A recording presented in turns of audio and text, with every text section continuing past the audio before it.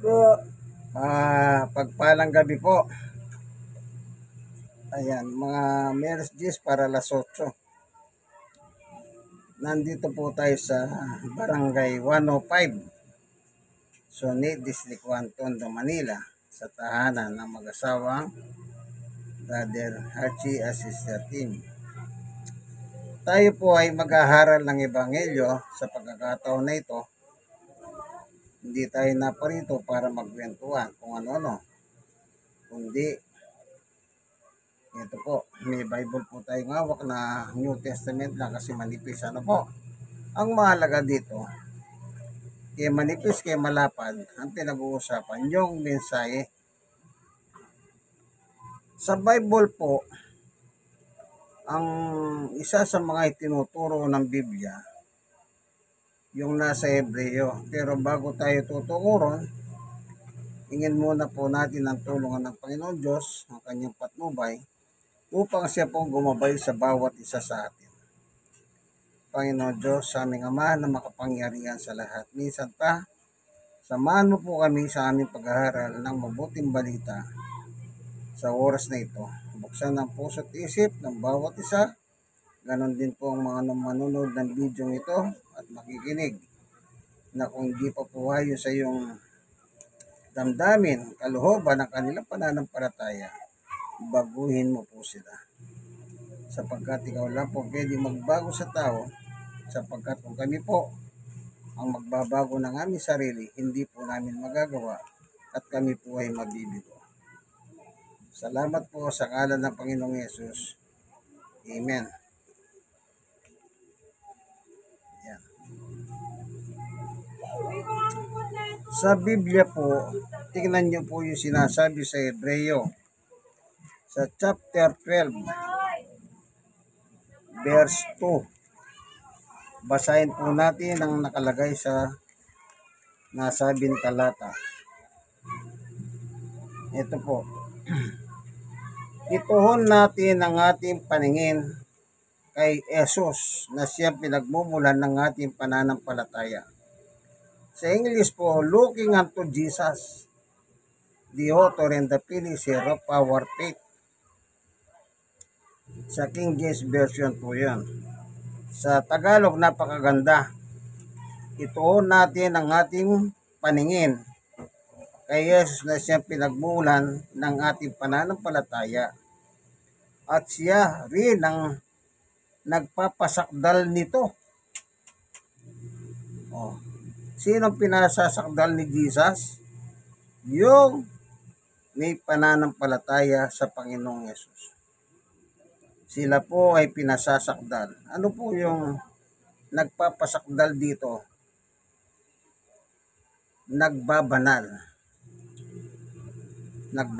Tignan po nga natin sa English, kasi meron tayong English Bible na dala din naman, counterpart nito, kung ganun ba, kasi sa King James Version, parang ganun po, pero tingnan natin po rito, ito English po ito, sa Hebreo chapter 12, verse 2. Ang sabi ay ito. 11. Ito. Sa Hebreo 12:2. Sa wikang Ingles, looking unto Jesus, the author and the finisher of our faith. Parang sa King James Version po ito, who for the joy that was set before him endured the cross, despising the shame, and is sat down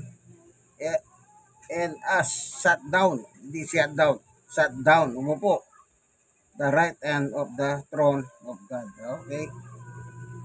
Sa ibang salid po siguro yan, yung sinasabi ko, yung bagamat yung binanggit po kanina, looking unto Jesus.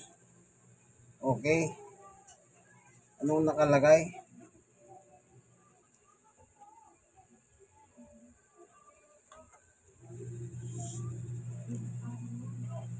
Okay. Sa wikang Ingles ay Tagalog, pansinin niyo po, ulitin natin.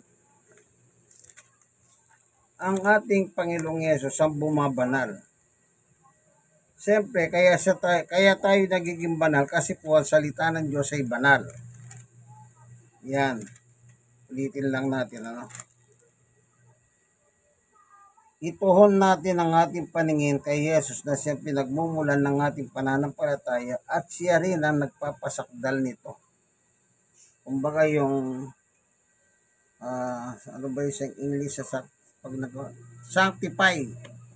Doon sa King James Version, John 17:17. Sanctify them. Ang nakalagay yan. Sabi niya ron, banalin mo sila sa iyong salita. Ang iyong salita ang katotohanan. Okay? Okay, balik muna tayo rito. Ituon natin ang ating paningin kay Jesus. Okay? Siya ang pinagmumulan ng ating pananampalataya. At siya rin ang nagpapasakdal nito. Yan. So, tayong mga tao, kapag isa kang mananampalataya kay Jesus, tignan pa natin sa Colossus chapter 3 verse 2 and hanggang 4. Isaisip ninyo ang mga bagay na panlangit, hindi ang mga bagay na panlupa. Sapagkat namatay na kayo at ang tunay na buhay ninyo'y natatago sa Diyos kasama ni Kristo. 4. At si Kristo ang tunay na buhay ninyo, at pag sinahayag, mahayag din kayo kasama niya sa at makakahati sa kanyang karangalan.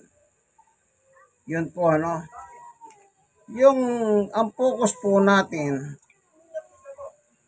kapag isa na po tayong mananampalataya, kay Jesus na lang. Kay Jesus. Kasi po siyang sumasakdal sa atin. O sa madalit salita, siyang nagpapasakdal sa atin. Kasi po, kailangan natin yung kasakdalan. Bagamat tayo po yung mga taong makasalanan, pwede naman po tayong maging sakdal o maging banal, holy. Kaya nga doon sa Hebreo chapter 3 verse. Bakit? Naway mo si ano?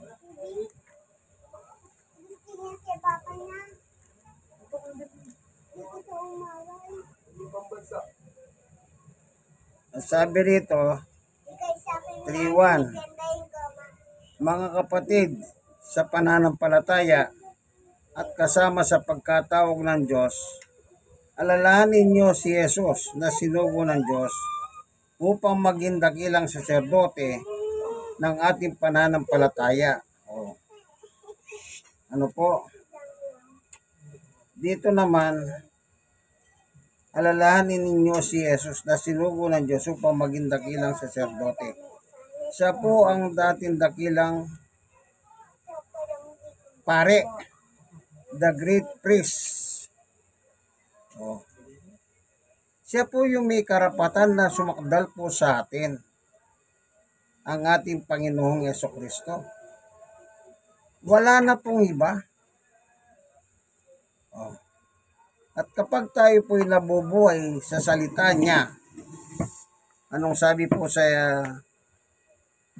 Mateo 28, anong sabi ni Jesus? Sa 20, at turuan sumunod sa lahat ng ipinag-uutos ko sa inyo. Tandaan ninyo, ako'y laging kasama ninyo hanggang sa katapusan ng sanlibutan. Anong sabi ni Jesus sa kanyang mga apostol?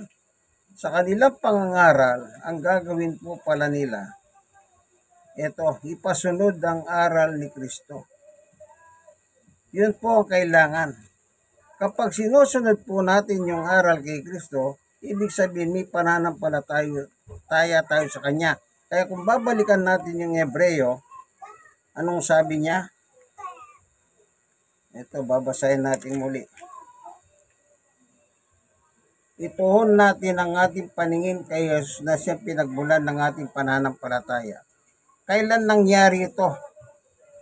Nang tayo po ay makinig about Jesus. Yan ang sinasabi naman ni Apostol Pablo Tara. sa Roma 10. Tingnan natin yung sinasabi ni Apostol Pablo. 10:17. Kaya't ang pananampalataya ay bunga ng pakikinig at makakapakinig lamang kung may mga ngaral tungkol kay Kristo. Kapag narinig mo ang tungkol sa ating Panginoong Yesus at sumampalataya ka, yun po ang sinasabi sa 12:2 ng Hebreo. Yung ating pananampalataya, anong sabi niya? Pinagmulan ng ating pananampalataya. At dahil meron tayong pananampalataya, anong sabi pa? Siya rin ang nagpapasakdal nito. Kaya yung ating pananampalataya, ang sumasakdal ay ang ating Panginoong Yesukristo mismo na ating sinasampalatayanan. Kailan nangyayari yon? Doon po sa 28:20 ng Mateo na sundin natin ang kanyang aral. Ituro at ipasunod ninyo, sabi niya. Kanino aral? Kay Jesus. Doon tayo papasok ngayon sa 1:17 ng King James Version. Dito, iba kasi ang nakalagay dito. Tignan po ninyo, Tignan lang natin. 1:17. Ang nakalagay naman dito ay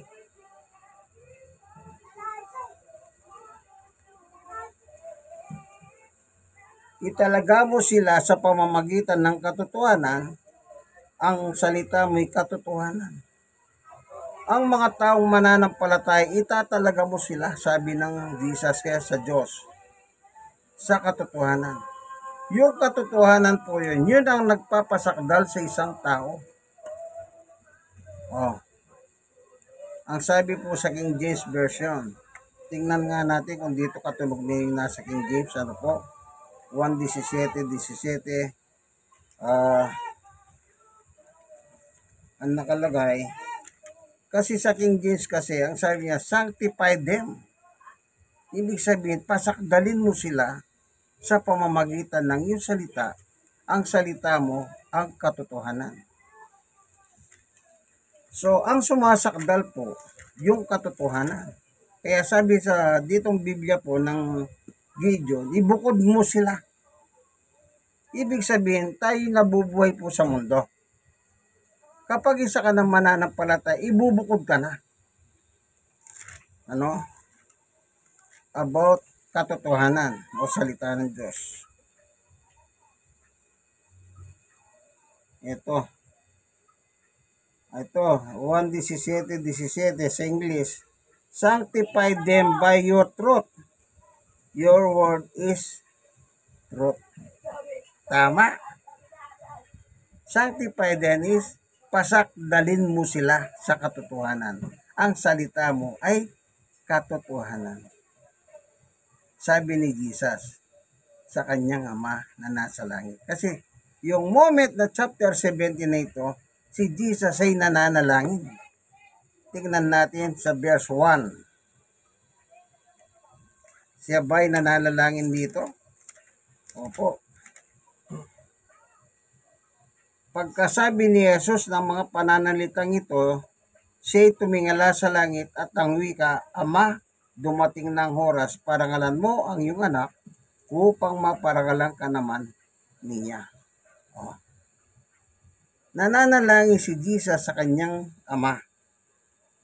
Kaya sabi niya, pakasakdalin mo sila sa katotohanan, ang salita mo'y katotohanan. Sanctify them. Sino ngayon ang pasasakdalin? Yung mananampalataya kay Jesus. Yung naniniwala kay Jesus. Yung sumusunod kay Jesus. Ibig sabihin, tayong mga tao palang mananampalataya, kapag tayo sumusunod, nagiging santo tayo. Santo. Akala ng iba, kailangan mamatay ka muna para maging santo ka. Hindi po. Nandito ka pa lang sa lupa, ay santo ka na. Kanya lang, siyempre kung sasabihin mo sa tao yan, maniwala ko, ikaw mukha ka santo. Di po ba ganon? Ikaw mukha ka santo? Hindi sila maniniwala. Pero between ikaw at ang Diyos, alam mo ang kalagayan mo. Alam niyo po nung araw, matagal na, may nagtanong sa akin, Brother Manuel, santo ka ba? Aba, siyempre sinabi ko, oo. Kasi yun ang nakalagay sa Biblia. Iba po yung mananampalataya sa hindi mananampalataya. Yung mananampalataya, meron na po siyang guarantee ng pagpapatawad ng Diyos. Tingnan natin dito. Sa English. Unang Korinto chapter 1 verse 1 and 2. Paul called to be apostle of Jesus Christ through the will of God and sustain as our brother. Dos. To the church of God which is in Corinth, to those who are sanctified in Christ Jesus. Nasaan sila? Nasa iglesia. Nasaan ang iglesia? Nasa lupa, kaibigan.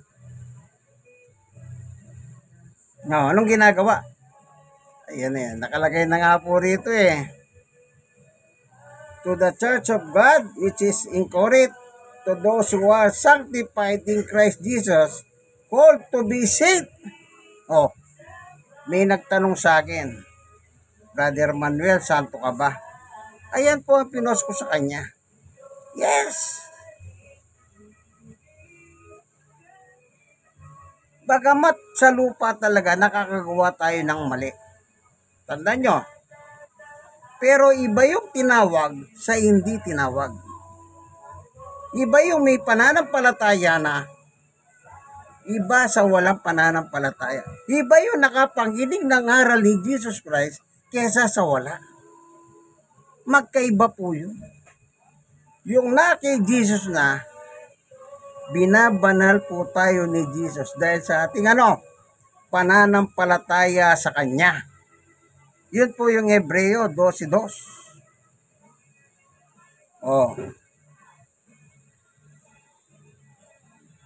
Ulitin natin. Unang Korinto chapter 1 verse 2. To the church of God which is in Corinth, to those who are sanctified in Christ Jesus, called to be saints, will all in every place call on the name of Jesus Christ, our Lord, both theirs and ours. Sa buong mundo, lahat ng mananampalataya tumatawag sa pangalan ni Jesus. Hindi lang sa Pilipinas. Kaya isa lang ang aral ng Biblia. Apostolic teaching. Bakit apostolic? Hebreo. Tingnan nyo po. Chapter 3, verse 1. Dito sa wikang English. Therefore, holy brethren. Sadali. Therefore, holy brethren. Yan na. Holy na.